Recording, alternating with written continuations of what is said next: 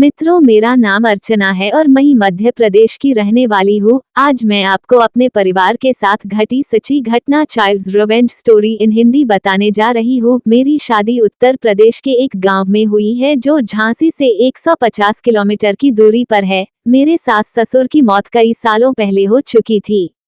मेरे सास ससुर की मौत के बारे में गांव वालों का कहना है कि उन्होंने कई साल पहले जमीन में गड़े धन को पाने के लालच में एक बच्चे की बलि दी थी और उस बच्चे की मौत के बाद उसकी आत्मा ने मेरे सास ससुर को मार दिया था। जब मैंने गांव वालों से ये सब बातें सुनी तो शुरू में मुझे इन बातों पर विश्वास नहीं हुआ, लेकिन एक दिन की घटना ने मुझे इस सच को सामने खड़ा कर दिया।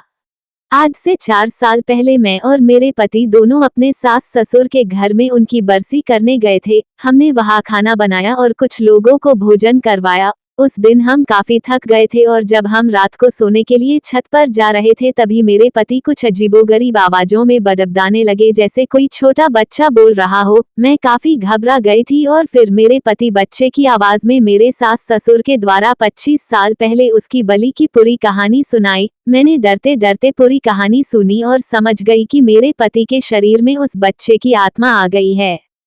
मेरे पति के शरीर में घुसे उस बच्चे की आत्मा ने उसके घर का पूरा पता भी बताया और वो बिल्कुल सही था। उस घटना के बाद 2-3 बार फिर मेरे पति के शरीर में वो आत्मा घुस जाती और उसकी मुक्ति के लिए गया ले जाने को बोलता था। उन 2-3 घटनाओं के बाद कभी उस घर में वापस नहीं गए। उस गांव में वो घर आज भी वीरान पड़ा है और पिछले 20 सालों में वहां कई मौतें हो चुकी है। वो आत्मा कहती है कि ये घर अब उसका ही है। जब भी हमारे गांव का कोई हमारे यहाँ आता है तो हर बार नई घटना सुनने को मिलती है। अब मेरे पति के गले में ताबीज बनवा दिया और कोई भी आत्मा उनके पास नहीं आती है। यदि ये कहानी आपको पसंद आई हो तो अपने दोस्तों और अन्य लोगों के साथ शेयर जरूर करिएगा।